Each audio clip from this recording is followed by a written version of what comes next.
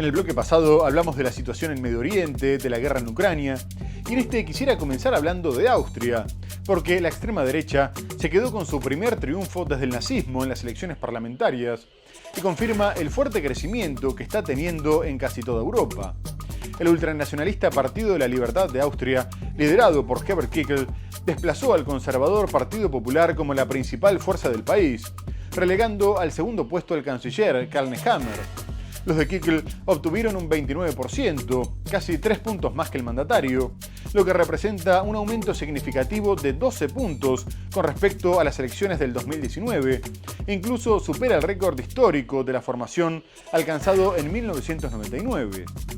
Y los resultados generaron preocupación.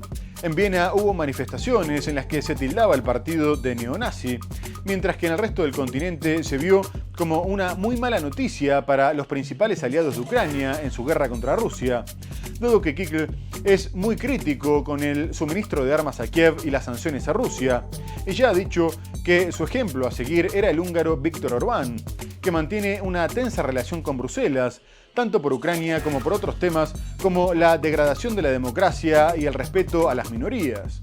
Además, también se señala que el Partido de la Libertad mantiene una postura xenófoba y euroescéptica, todas cuestiones que llevaron al presidente del país, Alexander Van der Bellen, a recordar que no estaba obligado a encargarle la formación del gobierno al partido ganador. De cualquier forma, es difícil que la extrema derecha llegue al Ejecutivo, dado que necesitan socios para obtener la mayoría parlamentaria, y el resto de los partidos se niega a aliarse con ellos. El Partido Liberal ha conseguido la primera victoria electoral parlamentaria de una formación de extrema derecha en la Austria posterior a la Segunda Guerra Mundial. En una proyección de la televisión pública, el partido ha alcanzado el primer lugar, con un 29,2% de los votos. Esta victoria ha desplazado al Partido Popular del actual canciller al segundo puesto, con un 26,5%. Wir haben das verinnerlicht, wir fühlen uns bestärkt und wir werden von diesem Weg auch nicht abgehen. Diese 29% sind für uns eine Bestärkung. Diesen Weg, den wir bisher gemeinsam eingeschlagen haben, mit noch größerer Intensität. El líder de extrema derecha necesita un socio de coalición con el que conseguir la mayoría parlamentaria, algo que parece complicado. Está abierto a negociar con otras formaciones, pero hasta ahora sus rivales, incluidos los de derechas, han dicho que no harán pactos con él. En un discurso en Viena, el canciller saliente asegura que ha sido un día amargo. Lo dice tras perder las elecciones. Mit Herbert Kickl, der an Verschwörungstheorien glaubt, die WHO als nächste Weltregierung bezichtigt und das Treffen in Davos als Vorbereitungstreffen für die Weltherrschaft, kann man so vernünftig und verantwortungsvoll keinen Staat machen. La victoria del Partido de la Libertad ha provocado protestas ante el edificio del Parlamento en Viena. Los manifestantes llevaban pancartas con las que acusaban a la formación ganadora de ser un partido nazi. Uno de los países europeos donde se vio un ascenso de la extrema derecha es Francia, dado que su victoria en las elecciones al Parlamento Europeo hizo que el presidente Emmanuel Macron adelantara las legislativas e impidiera que ganara pactando con la izquierda, aunque posteriormente la terminó traicionando, ya que a pesar de la victoria de la coalición progresista, conformó un gobierno todavía más a la derecha. Pero más allá de su crecimiento, los ultras de Marine Le Pen atraviesan un momento complicado, dado que su líder y otros 26 miembros de Reagrupación Nacional están acusados de malversación de fondos públicos europeos mediante contratos falsos de asistentes parlamentarios, utilizando el dinero para gastos del partido, unos hechos que habrían tenido lugar entre el 2004 y el 2016, y que además de representar penas que podrían llegar hasta los 10 años de cárcel y multas de hasta 1 millón de euros, podría derivar en la inhabilitación de Le Pen para ocupar cargos públicos, frustrando sus aspiraciones de volver a representar a su espacio en las elecciones del 2027, ya que la prohibición podría tener una vigencia de una década. Marine Le Pen se presentó ante el tribunal asegurando que estaba tranquila porque creía en la justicia y que no tenía nada que esconder. Y por lo pronto parece que su imagen no se vio resentida, ya que su partido sigue liderando las encuestas de cara a las próximas elecciones, De cualquier forma, el abogado del Parlamento Europeo dijo que tras 10 años de investigación había pruebas suficientes del fraude de 7 millones de euros y que todos los acusados sabían lo que estaban haciendo, incluso el fundador del partido y padre del actual líder, Jean-Marie Le Pen.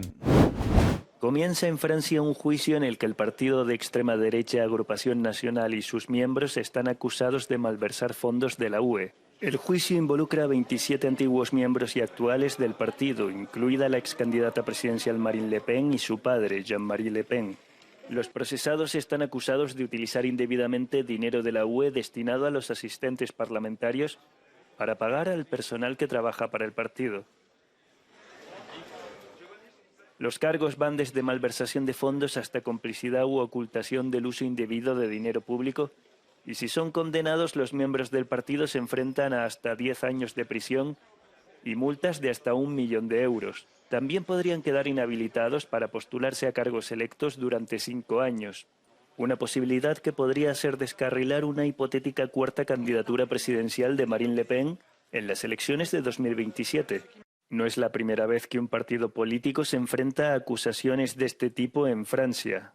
El exministro de Justicia François Bayrou fue sometido a juicio por motivos similares este año. Aunque fue absuelto, varios miembros de su partido fueron condenados a penas de prisión cuya ejecución quedó suspendida y a multas de decenas de millones de euros. Il y a dans le dossier des éléments qui établissent que Madame Le Pen, les dirigeants du Rassemblement national savaient parfaitement ce qu'ils faisaient, ils l'ont fait en connaissance de cause, et donc cela les implique. C'est la grosse différence parce que autant M. Bayrou a pu faire une défense qui consistait à dire « je ne suis au courant de rien, je n'ai pas participé à cette opération, je demande la relax ». Y ahora quisiera pasar a Estados Unidos porque continúan las campañas de cara a las elecciones presidenciales del 5 de noviembre y lo hacen en un escenario de mucha incertidumbre, en el que la demócrata Kamala Harris parece aventajar por una mínima diferencia al republicano, pero este se impondría en estados clave y ganaría con los delegados de Georgia y Arizona, donde se encontraría 4 o 5 puntos por delante, mientras que en Carolina del Norte la diferencia sería de 2 puntos. Pero más allá de las encuestas, hay miedo con respecto a la seguridad de Trump, ya que después de los 2 intentos de asesinato en su contra, la inteligencia nacional le comunicó al expresidente que Irán tenía planes reales para matarlo, con el objetivo de desestabilizar el país y vengar la muerte del general Qasem Soleimani, a quien mandó a asesinar en el 2020. Poco después, su campaña aseguró que Teherán estaba aterrado por la fuerza de Trump, mientras que el exmandatario dijo que si esto sucediera con él como presidente, amenazaría con hacer saltar por el aire al país en cuestión. Pero más tarde, Trump sorprendió afirmando que podría intentar reactivar el acuerdo nuclear con Irán, del que él mismo se había retirado, lo que indicaría que la República Islámica estaría más cerca de conseguir el arma atómica. Mientras tanto, Harris arriesgó el apoyo latino y del sector progresista del partido para ganarse los republicanos moderados, prometiendo mano dura contra la inmigración. La demócrata viajó a la frontera, visitó el muro y dijo que aprobaría una reforma para expulsar a los que cruzaran ilegalmente, impidiéndoles volver por 5 años. Además dijo que presentarían cargos penales contra los reincidentes y que lucharían contra el tráfico de fentanilo. La vicepresidenta de Estados Unidos y candidata presidencial demócrata Kamala Harris prometió una reforma migratoria en su primer viaje de campaña a la frontera con México. Harris llegó el viernes a la comunidad fronteriza de Douglas, Arizona, para hablar sobre migración, tema en el que los votantes favorecen a su rival republicano Donald Trump según las encuestas. Debemos reformar nuestro sistema de inmigración para garantizar que funciona de forma ordenada, que es humano y que hace más fuerte a nuestro país.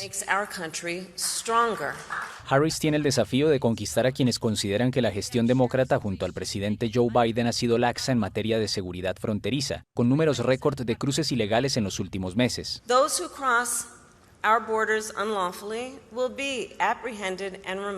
Aquellos que crucen nuestras fronteras ilegalmente serán detenidos y expulsados y se les prohibirá volver a entrar durante 5 años. Presentaremos cargos penales más severos contra los infractores reincidentes, y si alguien no presenta una solicitud de asilo en un punto de entrada legal y en cambio cruza nuestra frontera ilegalmente, se le prohibirá recibir asilo.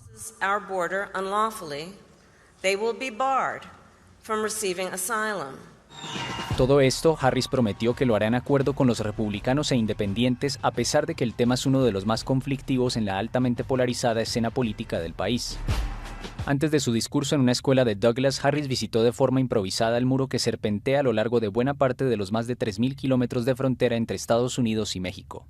Pero los demócratas están teniendo problemas en Nueva York, dado que su alcalde, Eric Adams, fue acusado con 5 cargos penales, entre los que se destacan el de soborno, fraude electrónico y conspiración, así como la solicitud de contribuciones de campaña a ciudadanos extranjeros, lo que en su conjunto le podría significar hasta 45 años de cárcel.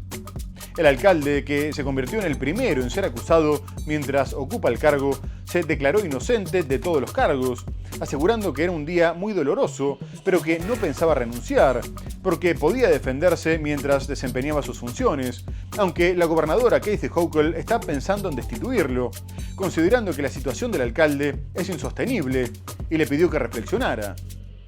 La Fiscalía intenta probar que Adams conspiró con funcionarios turcos para recibir dinero para su campaña electoral, utilizando donantes encubiertos. Más tarde, el fiscal explicó que las leyes estaban diseñadas para asegurarse de que los gobernadores sirvieran al pueblo y no al mejor postor. Además, la investigación apunta que Adams cometió 23 actos ilícitos y continuó con sus crímenes tras asumir el cargo, aceptando regalos y viajes de lujo por más de $123.000. Esta situación ha generado un gran revuelo en la política local, justo cuando Adams preparaba su campaña para las elecciones del año que viene, para la que ya había aceptado dinero ilegal. De cualquier forma, no se cree que tenga una repercusión importante en las elecciones presidenciales de noviembre, ya que el estado es claramente demócrata. El alcalde de Nueva York, el demócrata Eric Adams, fue acusado por la justicia de delitos como fraude electrónico, solicitud de donaciones ilegales para la campaña electoral en el extranjero y conspiración para el soborno. La denuncia revelada el jueves es consecuencia de una amplia investigación al alcalde y sus colaboradores para determinar si conspiró en su campaña de 2021 con funcionarios del gobierno turco para recibir contribuciones ilegales. 4 de las 5 acusaciones están relacionadas con la investigación sobre la supuesta recepción de fondos para su campaña electoral de 2021 por parte de funcionarios turcos, algo prohibido por la ley. La otra es por soborno. Según el documento judicial, Adams continuó con sus relaciones de corrupción después de haberse convertido en alcalde. La conducta imputada en la acusación, el dinero extranjero, el dinero de las empresas, el soborno, los años de ocultamiento, es una grave violación de la confianza pública. El cargo público es un privilegio del cual el alcalde Adams se abusó. Quebrantó la ley, una ley diseñada para garantizar que funcionarios como él sirvan al pueblo, no al mejor postor, no a un postor extranjero, y desde luego no a un país extranjero. Se trata del primer alcalde en ejercicio de la mayor ciudad de Estados Unidos en ser imputado. Adams, de 64 años, se declaró inocente y aseguró que se defenderá de las acusaciones en su contra mientras continúa con su trabajo en la ciudad. Y quisiera bajar a México, pero antes de hablar de la toma de posesión de Claudia Sheinbaum, que se convirtió en la primera mujer presidente de la historia del país, quisiera hablar de la violencia descontrolada en Sinaloa, dado que hay 2 facciones enfrentadas en el cártel que lleva el nombre del Estado, después de que el pasado 25 de julio Estados Unidos arrestara a uno de los jefes, Ismael Mayo Zambada, que a su vez acusó de traición a uno de los hijos del Chapo Guzmán, por lo que comenzó una guerra dentro de la organización. Y en este contexto, el mandatario saliente, Andrés Manuel López Obrador, viajó a Sinaloa y dijo que durante su administración nunca había pasado algo así, destacando que los delitos habían bajado un 29% con respecto a la presidencia de Enrique Peña Nieto y los homicidios hasta un 19%, pero que esta situación tenía que ver con una mala decisión tomada por Estados Unidos en referencia al arresto. Además, agregó que por eso no aceptaban el injerencismo, ya que no eran colonia de nadie, y que había viajado hasta Sinaloa porque la Embajada de Estados Unidos había recomendado no ir al estado. Por último, afirmó que en su momento se había rechazado la idea de catalogar como terroristas a los narcotraficantes porque con esa excusa podían ingresar ejércitos extranjeros. Y poco más tarde, el embajador norteamericano Ken Salazar aseguró que Estados Unidos no tenía la culpa de la violencia que había en el país y que le correspondía a las autoridades mexicanas definir y solucionar la problemática. La guerra entre las facciones se intensificó a partir del 9 de septiembre y en los siguientes 18 días tuvieron lugar 106 asesinatos. Bienvenidos a Culiacán, está escrito en esta van en el estado de Sinaloa, México. Dentro del vehículo, varios cuerpos en bolsas y atados con cintas. Minutos después, pasa fuertemente escoltada la caravana del presidente Andrés Manuel López Obrador, de visita en la capital sinaloense. Esta fue la bienvenida del crimen organizado al mandatario mexicano, que el viernes expresó sus condolencias por la ola de violencia en Culiacán. López Obrador prometió que las Fuerzas Armadas actuarán para evitar enfrentamientos violentos. Nos duelen todas las pérdidas de vidas humanas y vamos a seguir participando en Sinaloa con las Fuerzas Armadas para evitar los choques, para evitar los enfrentamientos y ojalá y se entienda de que todos queremos vivir en paz. Un pronunciamiento que llega después de críticas a su administración y en especial a su política de seguridad. Abrazos, no balazos. Una consigna que en Sinaloa no existe. Desde el 9 de septiembre estalló una pugna por el control del narcotráfico en este punto estratégico del noroccidente mexicano. Amnistía Internacional expresa su profunda preocupación por el alarmante aumento de la violencia en Sinaloa que ha llevado a la desaparición de decenas de personas. Nos solidarizamos con quienes han sido afectados por esta crisis. La Mayisa, liderada por el hijo de Ismael El Mayo Zambada, capturado en Estados Unidos, acusa de traición a uno de los hijos del Chapo, por lo que declaró la guerra a la facción de los Chapitos. Y ahora sí, vamos a terminar hablando de la toma de posesión de Claudia Sheinbaum como la primera presidente mujer en la historia del país. La mandataria representa una continuidad de lo que fue el sexenio de Andrés Manuel López Obrador, que terminó su periodo con un 70% de imagen positiva, tras sacar de la pobreza a más de 10 millones de personas, y anunció que se retiraría de la política. El mandatario saliente deja como legado la reforma de seguridad por la que la Guardia Nacional pasó a depender del Ministerio de Defensa y la de Justicia que permitirá que los jueces sean elegidos por voto popular. No obstante, dejó casi 20 reformas pendientes de aprobación, entre las que se destacan las de salud, educación y la intención de universalizar las pensiones. Pero no encontrarán demasiada oposición en el Congreso, dado que Sheinbaum tendrá una amplia mayoría en ambas cámaras. En su discurso, la mandataria destacó que su llegada al Ejecutivo era una victoria de todas las mujeres y afirmó que su antecesor había sido el mejor presidente que había tenido el país.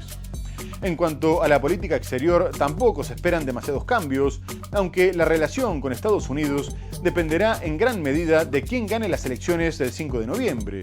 A su vez, se destacó que la ceremonia de Asunción generó una fuerte polémica con España, dado que evitó invitar al rey Felipe VI por considerar como una falta de respeto que el monarca no haya respondido a una carta enviada por López Obrador en el 2019, en la que lo invitaba a disculparse en nombre de la corona por los agravios de España durante la conquista, y esto hizo que el gobierno de Pedro Sánchez no enviara representación oficial. Un momento histórico para México. Claudia Sheinbaum juró el martes ante el Congreso como la primera presidenta del país de habla hispana más poblado del mundo. La exalcaldesa de Ciudad de México del izquierdista partido Morena recibió el mando de manos de su aliado y mentor Andrés Manuel López Obrador. Gracias por siempre. Ha sido un honor luchar con usted. Hasta siempre, hermano, amigo, compañero, Andrés Manuel López Obrador. Durante su discurso, la flamante mandataria afirmó que se respetarán las libertades civiles y las inversiones privadas, en medio de preocupaciones por proyectos de ley impulsados por su predecesor. En nuestro gobierno garantizaremos todas las libertades, la de expresión, de prensa, de reunión, de movilización, La libertad es un principio democrático y nosotros somos demócratas. Se respetarán los derechos humanos y nunca usaremos la fuerza del Estado para reprimir al pueblo. Cualquiera que diga que habrá autoritarismo está mintiendo. La nueva presidenta inicia su mandato único de 6 años en medio de protestas por la reciente reforma del Poder Judicial que convertirá a México en el único país del mundo en elegir a todos sus jueces por voto popular. Estados Unidos ha criticado la reforma diciendo que representa un riesgo y una amenaza para la relación entre los dos países. Muy bien amigos, se nos ha terminado el programa. Hemos hablado del conflicto en Medio Oriente, con el ataque de Irán a Israel, la invasión terrestre de Israel al Líbano. Abordamos otras cuestiones como la guerra en Ucrania, la asunción de Claudia Sheinbaum en México, pero lo tenemos que dejar hasta el próximo domingo para seguir analizando la actualidad internacional en Más Mundo IP. Muchas gracias por habernos acompañado y hasta entonces.